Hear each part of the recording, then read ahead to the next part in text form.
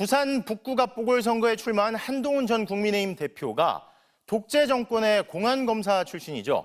정형근 전 한나라당 의원을 후원회장으로 임명했습니다.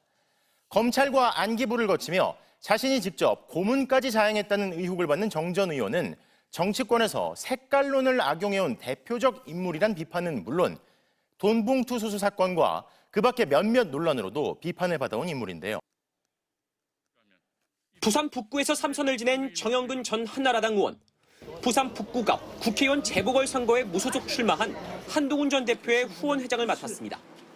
정형근 전 의원은 공안검사 출신입니다. 1989년 서경원 전 의원의 방북사건 수사 당시 안기부 대공수사국장이던 정 전 의원이 고문에 직접 가담했다는 안기부 수사관들의 진술이 나왔고 9시 15분부터 다음날 새벽 45분까지 제가 맞고 피가 쏟아지니까 밥그릇을 갖다 받았고 이외에도 정 전 의원에게 직접 고문을 당했거나 그의 지시로 고문을 받았다는 피해자 진술이 잇따랐습니다.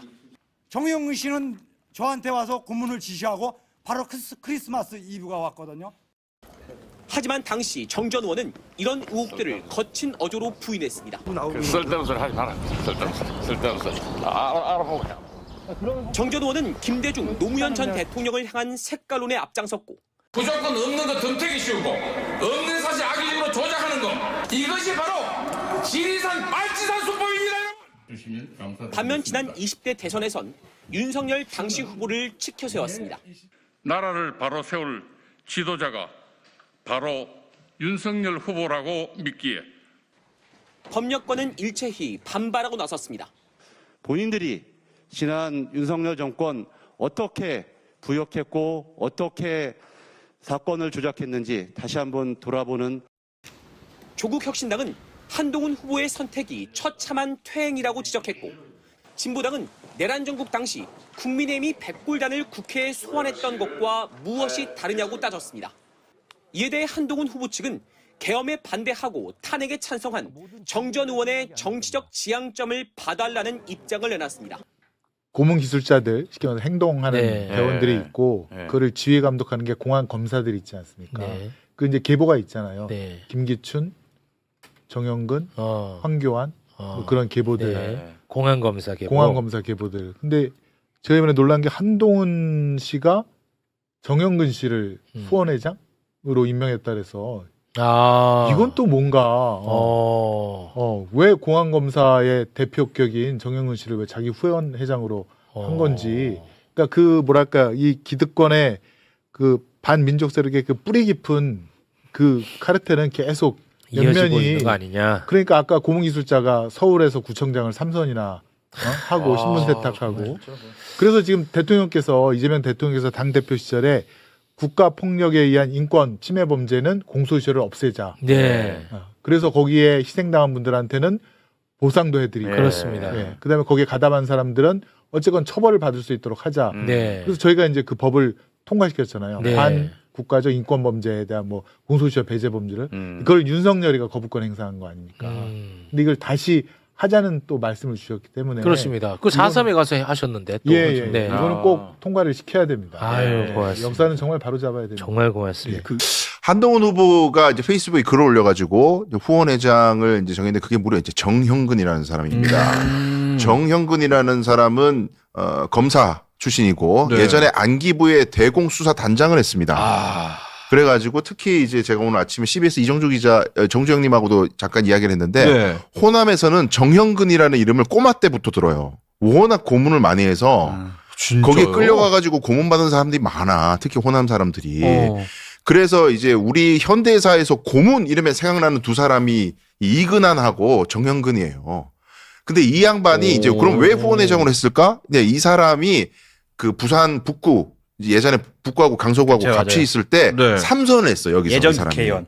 그래서 2004년까지인가 뭐 하여튼 그때까지 3선을 했어요. 20년도 더 됐어. 3선 한 지. 근데 이제 자기가 지금 북갑에 나왔잖아요, 한동훈이. 북갑에 나왔으니까 여기 보수 중량감 있는 인사를 여기서 3선한 사람을 내가 후원회장 영입했다 이거야. 근데 제가 말씀드렸지만 고문하면은 생각나는 사람이 정형근이고 이 사람 그 고문에 대해서 그러면 사죄하고 처벌받았느냐? 안 받았습니다. 그 부산 북구와 강서구 그 선거구에서 3선을 하면서 획득한 불체포 특권으로 단단하게 실드 삼아가지고 체포 뭐 이런 거에 대해서 다 막았어요. 한나라당까지 집중 비호를 해가지고 네. 막았던 사람이에요. 그런 사람을 갖다가 이 사람 뭐 맨날 법치주의 얘기하잖아요. 한동훈이. 네. 왜 후원회장 했을까? 게다가 더 진짜 종지부를 제가 찍어드릴 수가 있는 게 정형근 이 사람이 뉴라이트 전국연합 상임의장입니다.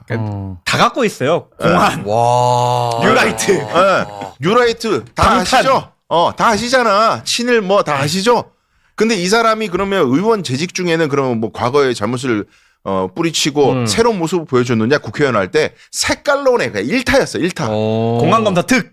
민주당만 전부 간첩이야. 원툴이네. 네. 네. 이런 구태스러운 정치인 지금 나이도 이제 8순이에요. 이 사람을 갖다가 후원회장으로 앉히면서 자기 정치 철학에 대해서 아직 사람들이 모르잖아. 쟤는 정치를 왜 할까 모르잖아요. 네. 근데 저런 사람을 같이 앉혔다는 거는 얼추 본인 철학하고 맞다고 해석해야 되는 거 아니에요? 그렇죠. 나는 이거 진짜 이제 더 이상 한동훈에 대한 일말의 기대도 사라졌다. 기대가 있었어요? 아니 그래도 사람들이 0.00001이 사라졌다. 이거는 국민으로서. 끝이다. 종지부다. 네. 예. 와. 진짜 이제 가면을 벗었다. 급하니까. 왜 그럴까? 왜 저럴까? 그렇죠. 사상이 아예 아니 다른가? 본인들 입장에서는 본인 특수잖아. 네. 근데 이제 공안이잖아. 네. 그럼 이거는 콜라보인 거지. 그리고 내 선배고 검찰 선배 네. 그리고 삼선을 하셨고 자기가 볼 때는 자기 입장에서는 원로를 모셔왔다고 생각을 할 거예요. 네. 센 원로 데리고 왔다. 지역을 알고 있는 원로를 데리고 왔다라고 할 건데 이게 진짜 일반 국민 대중들의 입장에 눈높이를 전혀 인식을 못하는 거죠. 그냥 전형적인 특수부 검사의 그 페이스북에 많이 하시는 특수부 검사들이 많잖아요 요즘에. 그분들이 머릿속에서 그리는 장기 두는 것처럼 하는 거예요. 그냥 나 특수고 그러면은 조금 다른 이미지의 공안 그리고 예전에 여기서 그 북구가 지역에서 국회의원 했으니까 원로 그리고 그 뉴라이트는 이쪽에서는 또 다른 대체 사학이라고 생각하니까 그것까지 다 합쳐지면 이 표가 얼마야? 그럼 괜찮겠다라고 하는 거죠. 근데 아까 말했듯이 이러면 본인의 색깔이 입혀질 뿐만 아니라 사실 상방을 닫는 거예요. 그렇죠. 네.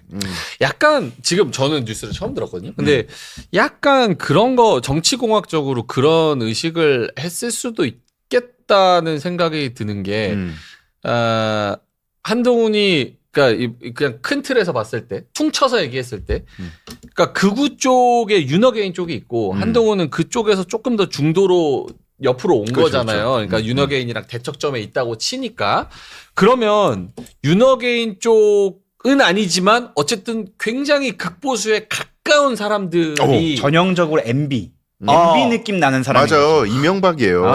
그런 흔들리는 그런 표심들, 그러니까 극우 쪽에 있는 표심들을 어느 정도 좀 파일을 긁어오기 위해서, 그러니까 극우 쪽이 또 얘기하는 게 그거잖아요. 그 엔추파도스라고 가짜 야당. 그러니까 야당인 척하면서 사실은 한패다라는 엔추파도스를 막 얘기를 하는데 그게 거기에 나오는 게 한동훈도 간첩이다. 한동훈도 친북이고 친중이다. 막 이런 얘기를 하니까 그러니까 이제 공안의 그렇죠. 네임드나 아이콘을 좀 데려오면 선거 전략적으로 조금 극우 쪽에 있는 표를 몇 표라도 좀 긁어올 수 있지 않을까라는 선택을 하지 않았을까? 이런 맞아요. 공학적인 계산만 한 거예요. 그러니까 대중을 안 보고. 윤어게인한테 자기가 욕먹으니까 나 뉴라이트 갖고 와야지.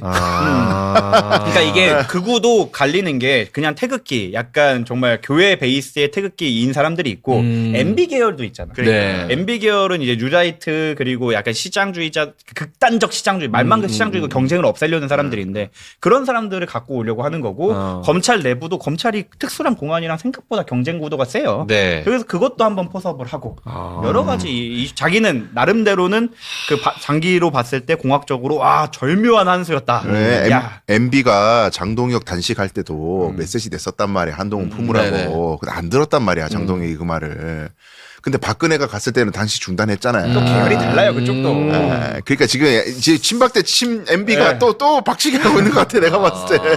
그렇군요. 그런데 한동훈 후보가 공안검사로 이름을 날렸던 정형근 전 의원을 후원회장으로 위촉한 것도 지금 논란입니다. 검찰과 안기부를 거치면서 직접 고문까지 자행했다라는 의혹을 받는 인물인데요. 부산 북갑에서 국회의원 3선을 해서 이 지역에서 영향력이 있다 이렇게도 알려져 있습니다. 대변인님 어떻게 보세요? 한동훈 후보 선거에 영향이 있을까요? 저는 한동훈 후보가 늘 이야기하고 있는 좋은 정치라는 것이 도대체 무엇인가, 거기에 대한 의문점이 다시 한번 생기는 인선이었다라고 생각을 합니다. 결국에는 지역에서 3선 의원을 하신 분을 그냥 모셔왔다는 것에 대해서는 이해가 되지만, 이 개인에 대해서 지금 정영근 전 의원 개인에 대해서는 우리 국민들께서 어느 정도 좀 알고 계시는 부분들이 분명히 있거든요. 그렇다면은 이게 본인의 선거에 있어서, 특히 본인의 좋은 정치, 대권 가도로 가는 데 있어서는 마이너스가 될 가능성이 있다는 것을 분명히 알고 있을 것인데, 그럼에도 불구하고 어쨌든 지역구 선거이기 때문에 지역에서의 영향력이 있는 인사를 먼저 인선한 것이 아닌가라는 생각이 들 수밖에 없거든요. 한 전 대표가 여러모로 본인은 중앙 정치에 대한 이야기들도 계속적으로 대권 주자로서의 스피커로서 해야 되고, 지역에서는 뭐 구포시장을 중심으로 해서 계속 지역도 표심을 다져야 되는 여러 상황들이 있긴 하겠습니다만, 이번 인선 같은 경우에는 저는 좀 이도저도 아닌 상황으로서 오히려 마이너스가 되는 부분이 아닐까 생각합니다. 어떻게 보세요, 이번 인선? 저는 이제 좀 한동훈 전 대표가 정말 진정성이 없구나라는 생각을 했습니다. 이제 두 가지 면에서인데요. 첫 번째는 이제 본인이 굉장히 본인을 많이 어떻게 보면 어필을 할 때 뭐라 그럽니까? 본인은 이제 계엄에 반대했다라고 얘기를 하지 않습니까? 근데 결과적으로 보면 지금 보수를 재건하겠다, 새로운 보수를 만들겠다라고 하는 분이 오히려 시계를 과거로 되돌리고 있단 말이에요. 뭐 불법 계엄은 반대했다. 하지만 그럼 고문에는 찬성하는 겁니까? 그러니까 이 정영근 전 의원 같은 경우에는 여러 명의 피해자가 굉장히 일관되게 고문에 대해서 증언을 했고, 그리고 정영근 그 전 의원에 대한 관여 역시도 일관되게 증언을 했습니다.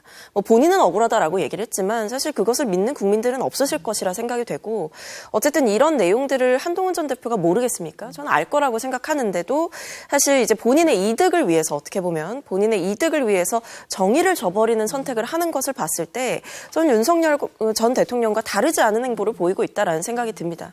그런 점에서 본인은 헌법적 가치를 수호하고 계엄에는 반대했다라고 얘기를 하지만 정작 이렇게 하는 행동을 보면 이번 개헌안 투표 때 한동훈 전 대표가 친한계 의원들을 설득해서 들여보냈다라고 한다면 과연 투표 불성립으로 그게 끝났을까요? 저는 아니라고 생각하고요. 지금 이 후원회장 같은 경우에도 이런 인사를 후원회장으로 결국에 모셨다는 것은 지역에서의 영향력이 있는 인사이기 때문에 모셨다라는 그 외에 다른 요소는 고려하지 않았다라는 걸 봤을 때 한동훈 전 대표가 입으로만 외쳤던 보수 재건과 어떤 정의의 가치, 헌법의 가치 이런 것들을 스스로 저버렸다라는 생각이 듭니다. 과거 독재 정권의 상징이자 공안 검사 출신인 정영근 전 의원을 후원회장으로 영입한 한동훈 후보의 행보는 그야말로 민주주의에 대한 정면 도전입니다. 안기부 시절 직접 고문에 가담했다는 수사관들의 구체적인 증언이 존재함에도 이를 무시한 채 그와 손을 잡은 의도가 무엇인지 묻지 않을 수 없는 대목이죠. 어두운 시절의 아픈 역사를 바로 세우기는커녕